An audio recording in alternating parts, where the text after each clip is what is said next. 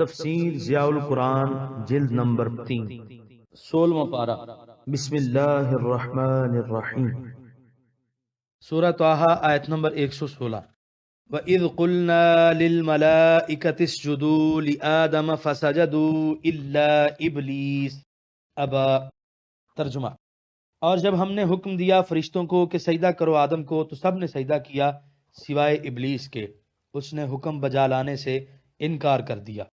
سورہ طٰہٰ آیت نمبر 117 فَقُلْنَا يَا آدَمُ إِنَّ هَذَا عَدُوٌّ لَكَ وَلِزَوْجِكَ فَلَا يُخْرِجَنَّكُمَا مِنَ الْجَنَّةِ فَتَشْقَىٰ ترجمہ، اور ہم نے فرما دیا اے آدم بے شک یہ تیرا بھی دشمن ہے اور تیری زوجہ کا بھی، سو ایسا نہ ہو کہ وہ نکال دے تمہیں جنت سے اور تم مصیبت میں پڑ جاؤ۔ سورہ طٰہٰ آیت نمبر 117 کی تفسیر۔ آدم علیہ السلام کو بتایا جا رہا ہے کہ ابلیس تمہارا اور تمہاری زوجہ کا خطرناک دشمن ہے، تمہاری عزت اور سرفرازی دیکھ کر یہ آتش حسد میں جل رہا ہے، ایسا نہ ہو کہ وہ تمہیں کوئی چکمہ دے اور تم پھنس جاؤ، یہ تمہیں جنت کی راحتوں سے محروم کر دے گا، فتشقا، اور تم مشقت میں مبتلا ہو جاؤ گے، کیونکہ یہاں تو ہر چیز تیار ملتی ہے، اگر یہاں سے نکال دیے گئے تو پھر ایک ایک لقمہ منہ میں ڈالنے کے لیے محنت کرنا پڑے گی، پھر بھی یہ بہار نصیب نہ ہوگی۔ شقا سے مراد وہ کلفت اور تھکن ہے جو کسب معاش کے باعث انسان محسوس کرتا ہے، یہاں تشقا کا لفظ شقاوت اور بدبختی کے معنی میں مستعمل نہیں ہوا۔ سورہ طٰہٰ آیت نمبر 118 ان لک الا تجوع فیہا ولا تعری ترجمہ، بے شک تمہارے لیے یہ ہے کہ تمہیں نہ بھوک لگے گی یہاں اور نہ تم ننگے ہوگے۔ سورہ طٰہٰ آیت نمبر 119 وَأَنَّكَ لَا تَظْمَأُ فِيهَا وَلَا تَضْحَىٰ ترجمہ، اور تمہیں نہ پیاس لگے گی یہاں اور نہ دھوپ ستائے گی۔ سورہ طٰہٰ آیت نمبر 120 فَوَسْوَسَ إِلَيْهِ الشَّيْطَانُ قَالَ يَا آدَمُ هَلْ أَدُلُّكَ عَلَىٰ شَجَرَةِ الْخُلْدِ وَمُلْكٍ لَا يَبْلَىٰ ترجمہ، پس شیطان نے ان کے دل میں وسوسہ ڈالا، اس نے کہا اے آدم کیا میں آگاہ کروں تمہیں ہمیشگی کے درخت پر اور ایسی بادشاہی پر جو کبھی زائل نہ ہو۔ سورہ طٰہٰ آیت نمبر 120 کی تفسیر۔ شیطان اپنی فریب کاری سے باز نہ آیا اور ناصح مشفق بن کر بہلانا شروع کر دیا اور کہا کیا میں آپ کو ایک ایسا درخت نہ دکھاؤں جس کا پھل کھانے سے موت کا خدشہ ہمیشہ کے لیے مٹ جائے گا اور تمہیں لازوال بادشاہی مل جائے گی۔ سورہ طٰہٰ آیت نمبر 121 فَأَكَلَا مِنْهَا فَبَدَتْ لَهُمَا سَوْآتُهُمَا وَطَفِقَا يَخْصِفَانِ عَلَيْهِمَا مِنْ وَرَقِ الْجَنَّةِ وَعَصَىٰ آدَمُ رَبَّهُ فَغَوَىٰ ترجمہ، سو اس کے پھسلانے سے دونوں نے کھا لیا اس درخت سے تو فوراً برہنہ ہو گئیں ان پر ان کی شرمگاہیں، اور وہ چپکانے لگ گئے اپنے جسم پر جنت کے درختوں کے پتے، اور حکم عدولی ہو گئی آدم سے اپنے رب کی، سو وہ بامراد نہ ہوا۔ سورہ طٰہٰ آیت نمبر 121 کی تفسیر۔ غوا کا معنی ہے ضل عن المطلوب، یعنی جس مقصد کے لیے انہوں نے اس درخت کا پھل کھایا کہ ہمیشہ زندہ رہیں گے وہ مطلوب حاصل نہ ہوا۔ اور ابن العرابی نے کہا کہ غوا کا معنی ہے انہوں نے اپنی زندگی کا عیش و آرام خود خاک میں ملا دیا۔ راحت اور آرام کی جگہ مشقت و محنت مقدر میں لکھ دی گئی۔ امام لغت اسماعیل بن حماد الجوہری کی الصحاح دیکھنے کا موقع ملا تو سارے وسوسے دور ہو گئے۔ لفظ غوا کی تحقیق کرتے ہوئے وہ لکھتے ہیں کہ غوا کا معنی صرف گمراہ ہونا نہیں جس طرح ہم عام طور پر خیال کرتے ہیں، بلکہ اہل زبان اسے دو معنوں میں استعمال کرتے ہیں، نمبر 1 گمراہ ہونا، نمبر 2 حصول مقصد میں ناکام ہونا۔ اس تحقیق کی روشنی میں ہم یہاں دوسرا معنی لیں گے کیونکہ یہی معنی مناسب ہے۔ یہاں یہ سوال پیدا ہوتا ہے کہ اگر آدم علیہ السلام نے بھول کر یہ کام کیا تھا تو پھر عصا آدم کہ آدم نے نافرمانی کی کے الفاظ ان کے متعلق کیوں کہے گئے؟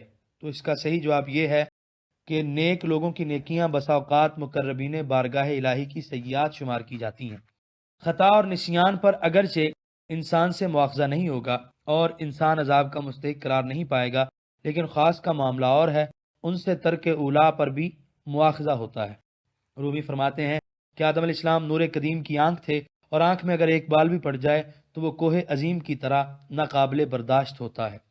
سورہ طٰہٰ آیت نمبر 122 ثم اجتباہ ربہ فتاب علیہ وہدی ترجمہ، پھر اپنے قرب کے لیے چن لیا انہیں اپنے رب نے اور عفو و رحمت سے توجہ فرمائی ان پر اور ہدایت بخشی۔ سورہ طٰہٰ آیت نمبر 123۔ قال اهبطا منها جميعا بعضكم لبعض عدو فإما يأتينكم مني هدى فمن اتبع هداي فلا يضل ولا يشقى۔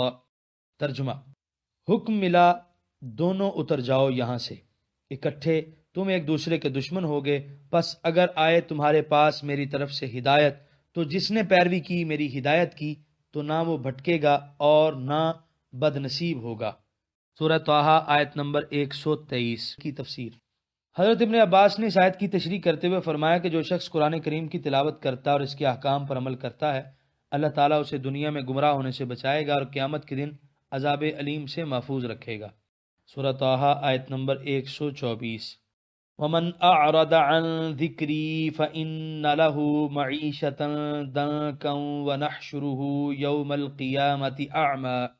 ترجمہ، اور جس نے منہ پھیرا میری یاد سے تو اس کے لیے زندگی کا جامہ تنگ کر دیا جائے گا اور ہم اسے اٹھائیں گے قیامت کے دن اندھا کر کے۔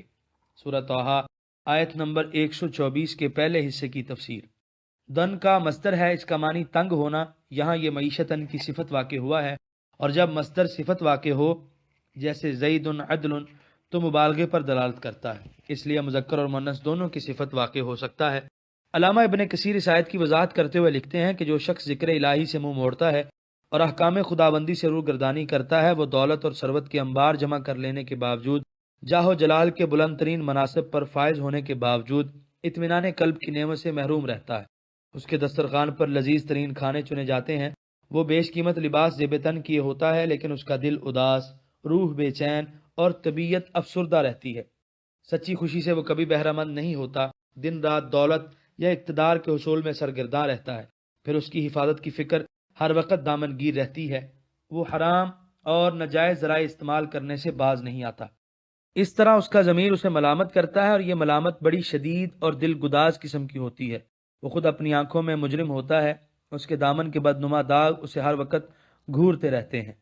بعض علماء نے اس سے مراد عذاب قبر لیا ہے۔ سورہ طٰہٰ آیت نمبر 124 کے بقیہ حصے کی تفسیر۔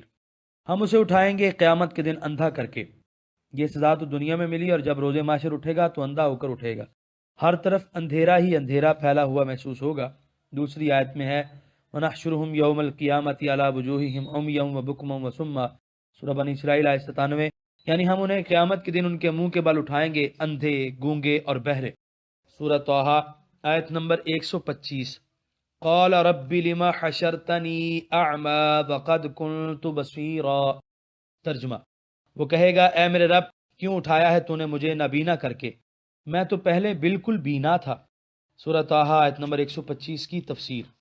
اپنے آپ کو اندھا پا کر کہے گا الہی میں تو دنیا میں بینا تھا، میری آنکھیں بڑی خوبصورت تھیں، میری بینائی بڑی تیز تھی، آج کیا ہو گیا مجھے کچھ نظر نہیں آ رہا، آخر مجھے اتنی سخت سزا کیوں دی جا رہی ہے۔ سورہ طٰہٰ آیت نمبر 126۔ قال كذلك أتتك آياتنا فنسيتها وكذلك اليوم تنسى۔ ترجمہ، اللہ تعالیٰ فرمائیں گے اسی طرح آئی تھیں تیرے پاس ہماری آیتیں، سو تو نے انہیں بھلا دیا، اسی طرح آج تجھے فراموش کر دیا جائے گا۔ سورہ طٰہٰ آیت نمبر 126 کی تفسیر۔ جواب ملے گا تو درست کہتا ہے، لیکن تجھے یاد ہے میری آیتیں تجھے پڑھ کر سنائی گئیں، ہدایت کی دعوت دی گئی، میرے بندوں نے تجھے سمجھانے کی بڑی کوشش کی، لیکن تو نے میری آیات کو فراموش کر دیا اور انہیں پس پشت ڈال دیا، سو یہ اسی کی سزا ہے۔ یہاں آج تجھے فراموش کر دیا گیا ہے، نسی کا معنی بھلانا بھی ہے اور نظر انداز کر دینا بھی، یہاں دوسرا معنی زیادہ مناسب ہے۔ سورہ طٰہٰ آیت نمبر 127۔ وَكَذَلِكَ نَجْزِي مَنْ أَسْرَفَ وَلَمْ يُؤْمِنْ بِآيَاتِ رَبِّهِ وَلَعَذَابُ الْآخِرَةِ أَشَدُّ وَأَبْقَىٰ۔ ترجمہ، اور یوں ہی ہم بدلہ دیں گے ہر اس شخص کو جس نے حد سے تجاوز کیا اور ایمان نہ لایا اپنے رب کی آیتوں پر، اور سن لو آخرت کا عذاب بڑا سخت اور بہت دیر پا ہے۔ سورہ طٰہٰ آیت نمبر 128۔ افلم یہدی لہم کم اہلکنا قبلہم من القرون یمشون فی مساکنہم ان فی ذالک لآیات لأولی النہی۔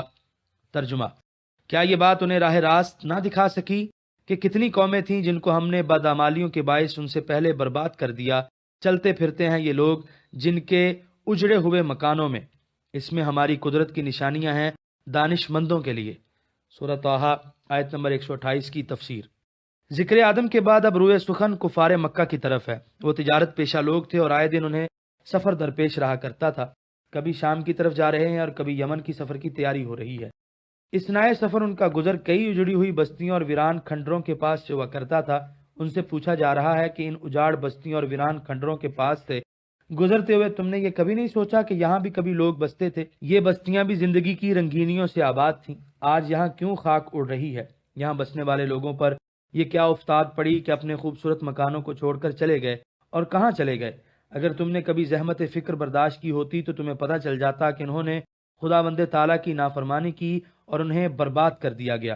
سوچو اگر تم بھی باز نہ آئے تو کہیں تمہارا انجام بھی انہی کی طرح ہولناک نہ ہو. یہاں پر 16ویں پارے کا 16واں رکوع مکمل ہوا.